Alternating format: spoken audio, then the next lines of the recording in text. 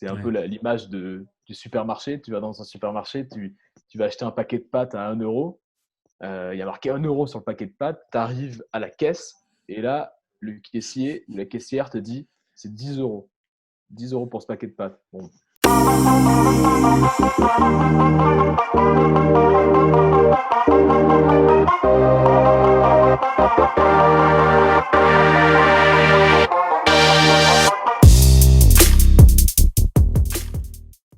Salut à toi et bienvenue sur la Freelance Hotline, l'émission où je réponds à toutes tes questions sur ta vie d'indépendant avec des super invités. Et j'ai le plaisir d'accueillir aujourd'hui l'unique, le légendaire, le stratège, l'appelle-t-on, Romain Limois. Bienvenue Romain. Salut Thomas, merci de m'inviter pour la deuxième fois déjà sur ce Deuxième format de Freelance Hotline, deuxième Freelance Hotline. Bah Freelance écoute, Hotline. je suis C'est un très plaisir. heureux de t'accueillir et je suis très heureux aussi de ton énergie et ton envie de contribuer à la question du jour. Aujourd'hui, on répond à une situation plus qu'une question. La question vient de Marc. Et je vais décrire un peu la situation que vit Marc parce que c'est un peu plus gros qu'une question. En gros, Marc nous a raconté que dans un coworking, il y a un client qui lui avait proposé une mission qui était une page web. Et il lui a dit, tiens, j'ai 300 euros, est-ce que tu peux me le faire pour moi? Ce que Marc a accepté. Ils ont commencé à travailler sur le projet. Et en fait, au fur et à mesure, Marc s'est rendu compte que ça grossissait, ça grossissait. Le besoin était beaucoup plus gros qu'une simple page web avec des connexions compliquées entre un serveur en local pour aller chercher des données, les réafficher, quelque chose en dynamique. Donc, un truc bien plus complexe. Et que petit à petit, le projet est grossi. Et il a passé aujourd'hui, je crois qu'il disait 56 heures au lieu de 9. Et du coup, une taille de projet à 2500, presque 3000 euros, des rendez-vous avec l'hébergeur. Enfin voilà, ça a pris des proportions énormes. Et du coup, la question de Marc, c'est qu'est-ce que je fais maintenant dans cette situation? Est-ce que j'en parle à mon client? Est-ce que je lui demande 3000 euros? Est-ce que je dis rien et juste je laisse filer et tant pis? Enfin voilà, il se sent un peu bloqué dans la situation, quoi. Et du coup, Romain, notre travail aujourd'hui, c'est de dénouer un peu tous ces différents nœuds et d'essayer de le recommander sur qu'est-ce qu'il peut faire. Ouais, tu vois, ce qui est vraiment intéressant avec cette situation, c'est qu'en fait, c'est une situation de vente. On est dans une relation de vente avec un vendeur, un acheteur, une relation vraiment où il y a un échange de valeur quelque part. Et en fait, tu sais que j'aime bien tout ce qui tourne autour de la vente parce que c'était mon ancien métier avant de me lancer dans le bain de l'entrepreneuriat. Et Effectivement, Romain, le sales. le sales, c'était mon ancienne casquette. Et en fait, dans toute relation de vente, dans toute bonne relation de vente, il y a une bonne communication. Et là, il y a un vrai problème en fait de communication. C'est-à-dire que Mm. c'est ça le problème que nous soulève Marc, c'est qu'en gros, la communication, elle s'est brisée dès le début. Et donc là, voilà, après être passé dans une sorte de tunnel, dans une sorte de trou noir, bah, c'est le moment où il faut Il faut voilà, renouer la communication, quoi. renouer la communication, ouais, exactement. Et ça, c'est compliqué. Donc, pour moi, les attentes n'ont pas été posées, on va dire, dès le début. Ouais. Et c'est un peu ce qui pêche, c'est-à-dire qu'à partir du moment où le client s'attend à ce que le projet coûte 300 euros, bah, c'est compliqué derrière de lui dire finalement il coûte 3000. C'est un peu Ouais. l'image du supermarché. Tu vas dans un supermarché, tu vas acheter un paquet de pâtes à 1 euro. Il y a marqué 1 euro sur le paquet de pâtes. Tu arrives à la caisse et là, le caissier ou la caissière te dit c'est 10 euros. 10 euros pour ce paquet de pâtes. Bon, tu te dis, ben non, c'est pas ce qu'il y avait marqué, c'était Je vais pas le peut-être pas le deal. prendre finalement.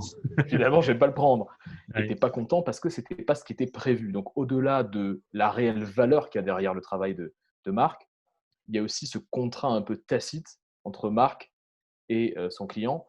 Qu'est-ce qui est prévu? Quelles sont les attentes? Et ces Ouais. attentes-là, elles ont été mal posées depuis le début. Ouais. Je pense qu'effectivement, un des premiers grands apprentissages qu'on peut sortir de cette situation, c'est que le client, il n'a pas toujours la notion et la conscience de par quelles étapes et qu'est-ce qui est nécessaire pour arriver à un résultat donné. Il a dit effectivement, genre, dans la tête d'un client qui ne fait pas de dev ou qui ne fait pas tout ce que fait Marc, il va dire, je veux une page web, j'ai 300 euros, mais il ne sait peut-être pas qu'effectivement, il faut aller voir l'hébergeur, il faut des connexions pour la dynamique avec le serveur, machin. C'est beaucoup plus complexe que juste voilà, passer 9 heures à coder et développer un truc. Du coup, sachant qu'en plus, on manque, nous deux, de plein de détails sur la situation, mais je pense que le premier truc, c'est Probablement. dès le début, c'est hyper important de poser tous les éléments de compréhension en anglais, on dirait le scope du projet, l'ensemble du projet, de c'est quoi le résultat final qu'on doit atteindre, à quoi ça doit ressembler, qu'est-ce qu'on a besoin à l'intérieur, par quelles étapes on doit passer pour y arriver. Et déjà, si on décortique ça et qu'on le met vraiment noir sur blanc, et c'est pour ça que c'est hyper important cette première phase de proposition clientèle, de vie, de ne pas commencer à travailler avant qu'on soit complètement calé sur ça et qu'il y ait l'accord des deux côtés. Si ça, c'est pas déjà fait, en fait, le projet il est presque mort dans l'œuf, quoi. En tout cas, l'œuf est déjà pourri avant de l'avoir ouvert et cuisiné. C'est ça. Donc, du coup, je pense que ça, effectivement, c'est peut-être quelque chose qui n'a pas été fait avec le niveau de profondeur nécessaire pour se rendre compte dès le début, avant de commencer à travailler, qu'en fait, c'était un projet à 3 000 € et pas à 300 €. Ouais, si tu ne demandes pas à ton client, OK, qu'est-ce que tu veux vraiment? Qu'est-ce que tu veux? Qu'est-ce que tu as dans la tête? Si tu ne lui Ouais. demandes pas ça et que tu supposes qu'il veut X ou Y, c'est souvent Mm. là où en fait tu te trompes et tu prices mal. Ouais, il y En a un fait, décalage, quoi. il y a un décalage. Et la vente, souvent, on sacralise un peu la vente, on a un peu peur que ça se passe mal, on a l'impression qu'il faut un peu manœuvrer pour faire en sorte que ta vente passe, tout ça. Et en fait, c'est une vision de la vente qui est vraiment partagée parce qu'on voit le vendeur, tu sais, le Ouais, sales qui enchaîne, qui passe des coups de fil, genre Loup de Wall Street, ouais, grave. go, go, go. Et en fait, Je la l'entube. vente, ouais, c'est ça, tu vois, c'est l'arnaqueur, quoi. Alors qu'en fait, la vente, c'est juste dire, OK, qu'est-ce que tu veux? Qu'est-ce que tu veux exactement? Est-ce que moi, je suis en mesure de te donner ce que tu veux? Et si je suis en mesure de te donner ce que tu veux, voilà le prix que ça coûte. Ouais. Si tu peux payer ce prix-là, il y a deal et il y a transaction. C'est aussi bête que ça. Et c'est surtout la première étape à pas oublier. Qu'est-ce que tu veux? Est-ce que je suis en mesure de te donner ce que tu veux? Ouais, Déjà, si c'est le complètement. cas, le prix, c'est une donnée qui est secondaire en fait. On Mm. fantasme beaucoup le prix, mais t'inquiète pas qu'en général, Si tu lui l'argent, délivres vraiment ce qu'il veut et bien et que c'est sûr, vraiment sur mesure et parfait, ben, évidemment que… Et si c'est vraiment important pour lui aussi, ça ouais, c'est une notion importante, ben, forcément l'argent il suit, quoi. Mais il faut vraiment que ce l'argent, soit important. Moi je parle souvent de la douleur. Est-ce que c'est une douleur forte et du coup il a vraiment envie, le client, de la solutionner, ben là du coup effectivement il va payer le prix qu'il faut, quoi, pour ça. l'argent, c'est une question de priorité.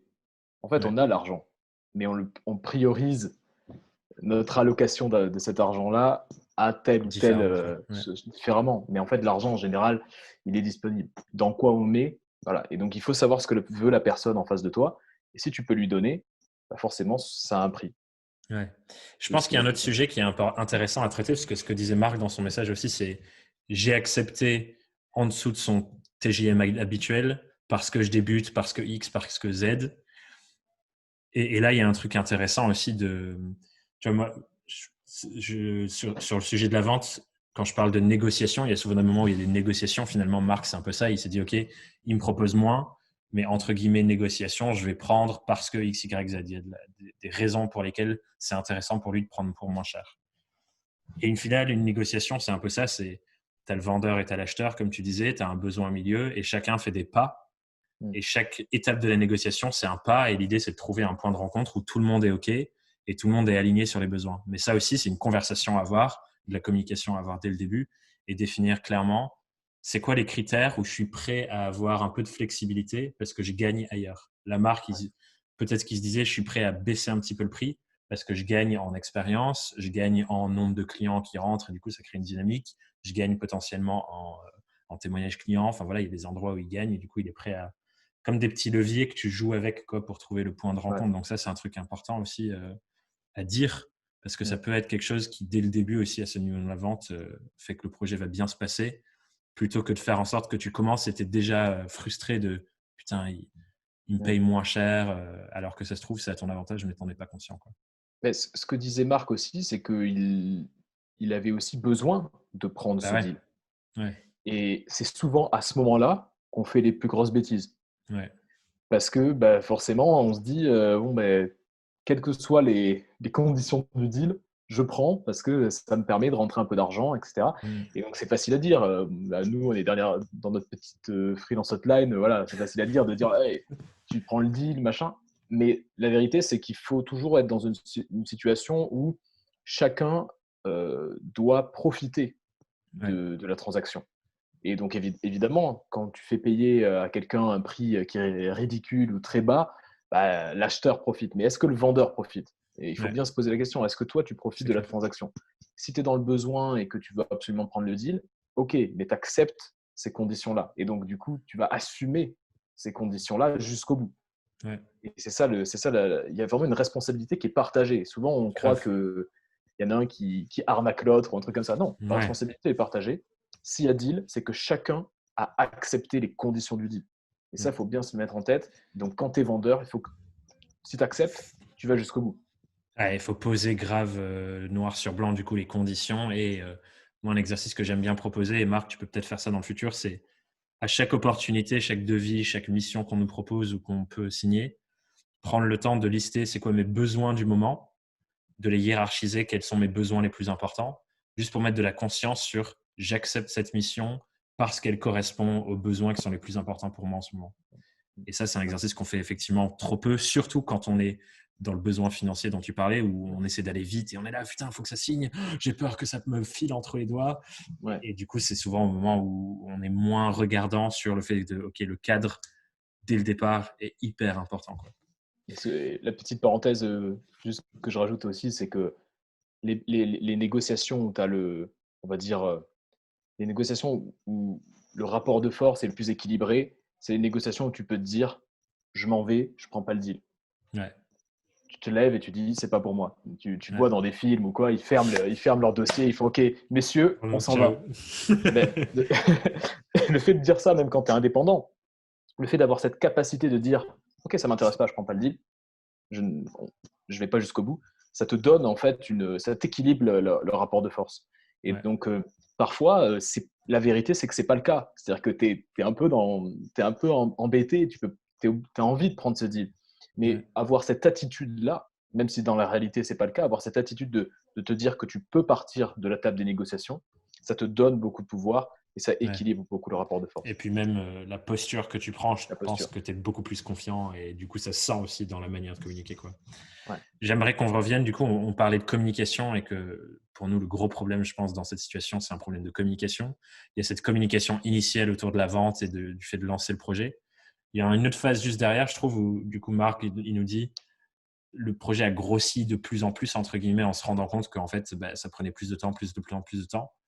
Pour moi, là, il y a un truc hyper important à faire, c'est dès qu'on se rend compte que ça sort du scope initial de ce qu'on avait défini de base, il faut communiquer radicalement avec le client direct et juste mettre tout sur la table et dire OK, voilà ce que j'ai fait, voilà où on en est, voilà ce qu'on avait défini. Là, je me rends compte qu'en fait, ça dépasse, ça va prendre tant de temps en plus, machin, machin, machin.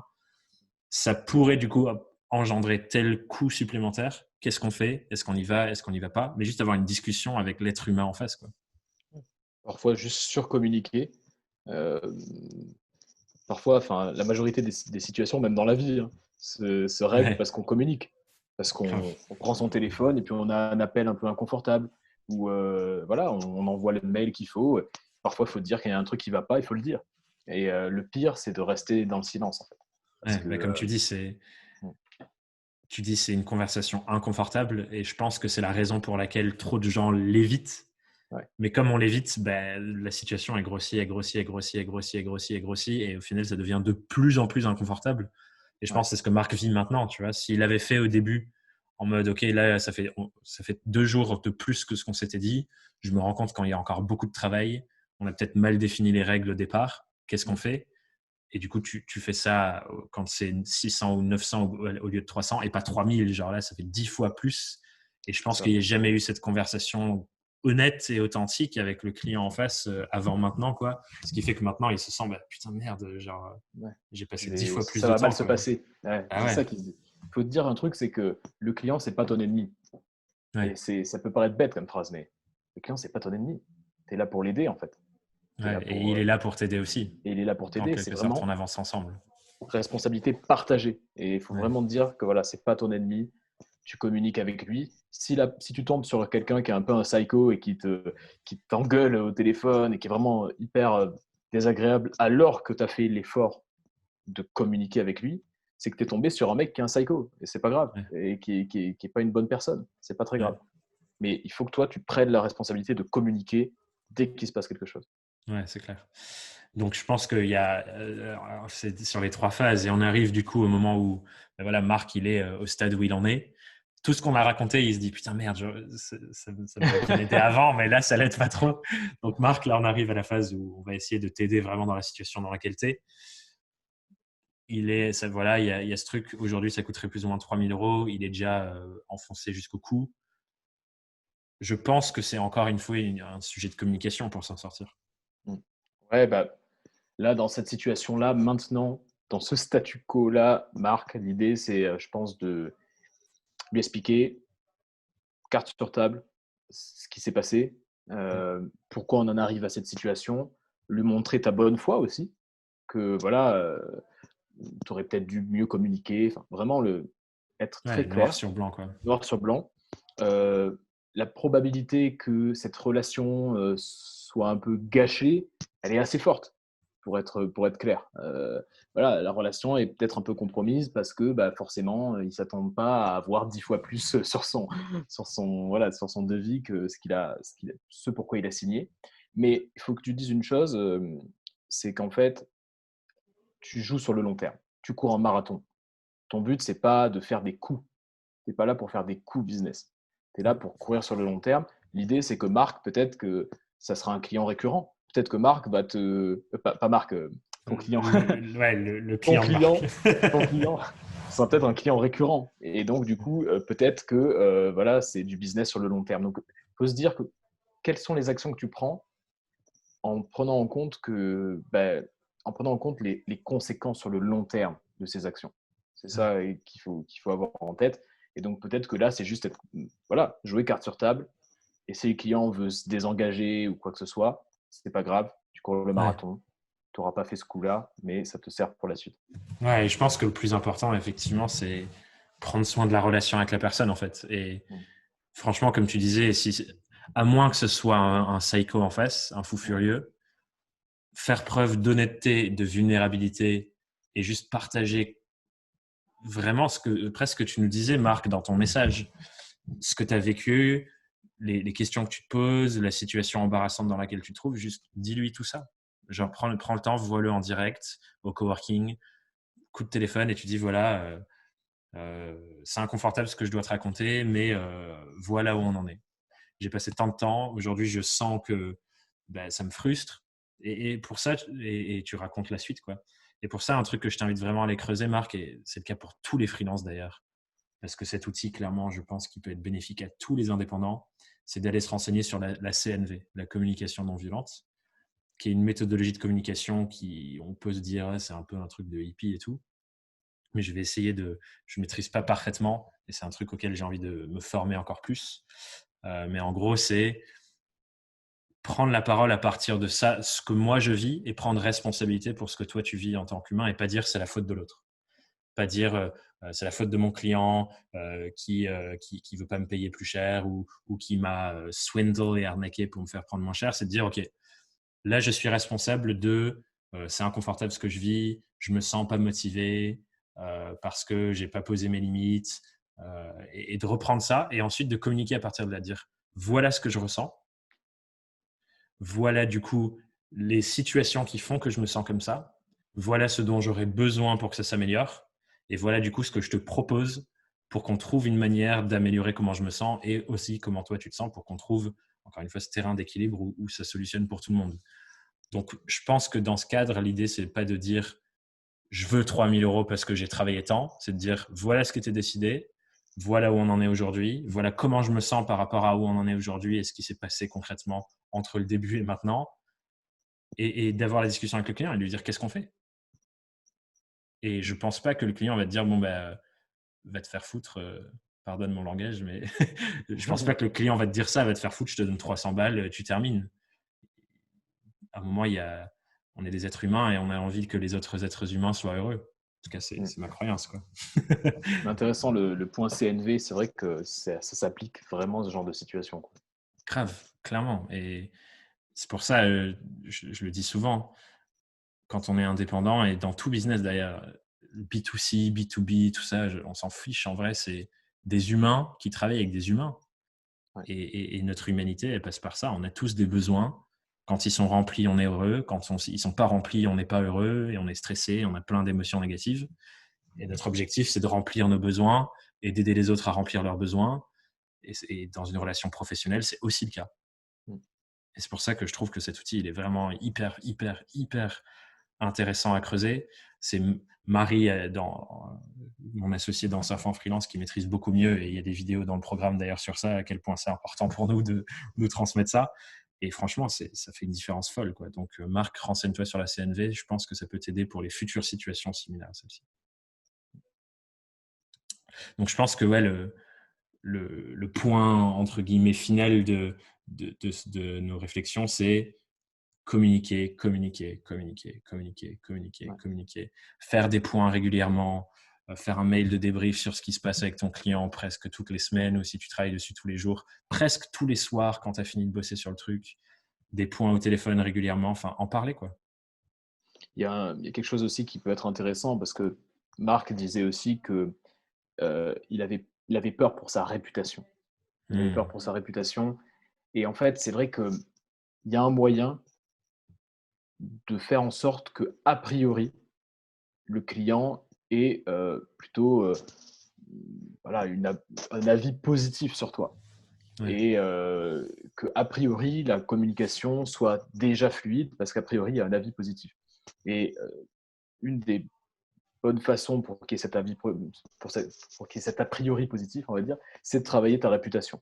Ta réputation, en fait, si on devait rédiger une petite équation très simple, ta réputation, c'est ta valeur perçue fois ta valeur réelle. De manière très, très, on va dire, Synthétique, réduite, c'est ça. ouais. Ta valeur perçue fois ta valeur réelle. Le problème avec la majorité des entrepreneurs indépendants, c'est qu'ils travaillent juste leur valeur réelle, c'est-à-dire voilà, tes compétences, tes résultats. Et on se dit une chose, on se dit, de toute façon, mes résultats parlent d'eux-mêmes. Je suis très, très fort sur mon domaine, donc les gens vont le savoir, le monde va savoir ça. Le problème, c'est que si tu travailles uniquement ta valeur réelle et que ta valeur perçue, c'est zéro, voilà, tu multiplies 1 million par zéro, ça fait toujours zéro. Donc en fait, il faut bien te dire qu'il faut travailler ta valeur perçue. Et ce que je dis souvent, c'est qu'en fait, ta réputation, elle précède ton chiffre d'affaires. Ça veut dire qu'en fait, si tu as une bonne réputation, en général, tu as un bon chiffre d'affaires qui suit parce qu'on te donne beaucoup de qualité a priori. Et donc, comment tu fais pour développer ta valeur perçue? Tu développes ta marque personnelle, tu peux créer du contenu. Il faut en fait prendre la parole et diffuser un message. Il ne faut pas juste rester dans son coin, il faut vraiment prendre la parole et dire voilà ce que je fais, voilà ce à quoi je crois, voilà qui je suis. Et il faut faire en sorte de se dire comment faire pour ne pas être substituable. Comment faire pour que je ne sois pas un énième développeur. Ouais. Et peut-être que ton client, il s'est dit je vais prendre un développeur. Et là, le but pour toi, pour les prochains clients, c'est qu'ils disent je vais prendre Marc. Marc. C'est Marc que je veux. Tu vois, des pâtissiers, des bons pâtissiers, il y en a plein. Des Ouais. pâtissiers, que ce soit à la maison ou des pâtissiers un peu de grands restaurants, de palaces, etc. Mais des Christophe Michalak, des Cédric Grolet, il y en a qu'un seul. Ils Ouais. sont uniques, ces gens-là. Et donc, en fait, c'est ça qu'il faut que tu dises. Comment tu peux être le Cédric Grolet de ta discipline, ou le Christophe Michalak de ta discipline. C'est un peu ça l'idée, quoi. Ouais. Et pour ça, c'est ta valeur perçue. Donc, vraiment, travaille ta valeur perçue. Et voilà, fais en sorte de ne pas être substituable. Ouais. Un autre truc qui peut être intéressant avec ça, du coup, dans la situation de Marc, c'est faire effet de levier sur le client avec qui il travaille maintenant. Faire en sorte que ça se passe bien, et ça ne veut pas dire juste lui donner raison et finir le travail pour 300 €. Ça ne veut pas dire ça, faire en sorte que ça se passe bien, mais faire en sorte qu'il y ait une bonne connexion humaine avec le client, même à la fin. Ça, c'est un vecteur de valeur perçue et de bonne réputation derrière, parce que ça peut créer du bouche à oreille, ça peut créer du témoignage, ça peut créer plein de choses derrière. Donc, je pense qu'on revient à ce truc pour faire cet effet de levier-là, on a tout intérêt à surcommuniquer pour faire en sorte que tout se termine bien, que tout le monde soit heureux et qu'on trouve un point d'équilibre entre les besoins de chacun, même s'ils ne sont pas tous remplis, mais au moins que la plupart de chacun soient remplis, et faire cet effet de levier-là. Et du coup, effectivement, si Marc, tu repars en étant frustré de cette relation, c'est pas à ton service, c'est ni au service de ton client. Si ton client repart frustré de cette expérience, c'est pas à son service, c'est pas à ton service non plus. Il faut trouver l'endroit où vous minimisez votre frustration à chacun et vous maximisez votre satisfaction du coup à chacun. Et ça, c'est au service de tout le monde et ça fait que tout le monde avance dans le même sens, même si ça veut dire ne pas être payé les 3 000 euros. Parce que, encore une fois, ce n'est pas le seul critère, ce n'est pas le seul besoin que tu as d'avoir 3 000 euros remplis. Et c'est ça qui fait en sorte que sur le long terme, tu es viable et tu trouves de l'épanouissement dans ton activité indépendante. C'est quand ça remplit l'ensemble de tes besoins et que ça te permet de continuer de grandir. Si tu remplis que ton besoin argent, mais que tu travailles que pour des trucs qui ne te plaisent pas ou que les relations avec tes clients ne sont pas épanouissantes, etc., tu ne vas pas durer longtemps non plus et tu vas arrêter aussi. Donc ça, c'est un truc important, je pense. Exact. Je ne sais pas s'il y avait autre chose à rajouter, Romain. Moi, je dirais, pour terminer, je dirais qu'il ne faut pas que tu joues de jeu avec ton client. Ouais.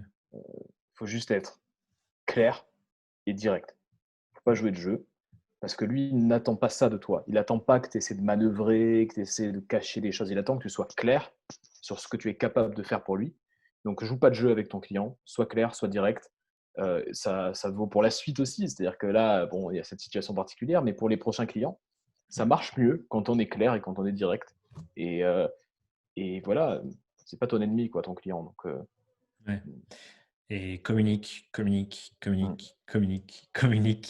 Prends soin de la relation humaine et aussi, c'est ça qui va générer le fait que tu as de plus en plus de confiance de ta manière de gérer des clients parce que du coup, ça facilite les choses quand on essaie de juste être authentique et humain et de poser ses limites et d'avoir de la clarté sur ses besoins et sur les besoins de l'autre.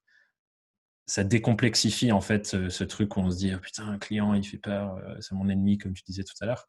Ça devient des alliés et c'est comme un bon ami professionnel du coup. Ouais, c'est ça. Excellent. Merci beaucoup Romain pour ta participation à cet épisode. Merci à toi. Marc, j'espère que ça t'aide. N'hésite pas Marc à commenter la vidéo, nous envoyer un message si tu as envie de continuer. Je t'invite à aller découvrir ce que fait Romain aussi. Tu peux aller sur son podcast stratège ou romainlimois.com pour en découvrir plus. Et pour les autres qui nous regardent, si vous avez des questions à adresser à la Freelance Hotline, n'hésitez pas à les mettre en commentaire, à me les envoyer par mail. Bref, trouver un moyen de venir me les poser. Comme ça, je trouverai un moyen de créer du contenu pour y répondre. Mais voilà, encore une fois, merci Romain. C'était la Freelance Merci beaucoup Hotline. Thomas.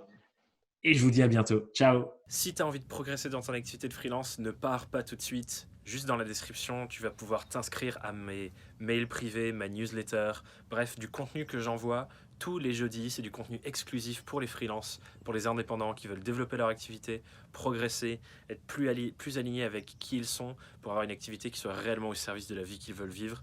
Tous les jeudis, j'envoie ce mail avec du contenu exclusif, des choses qui vont vraiment t'aider à avancer, à progresser, à avoir plus de clients, à avoir des plus belles missions, celles qui te correspondent vraiment.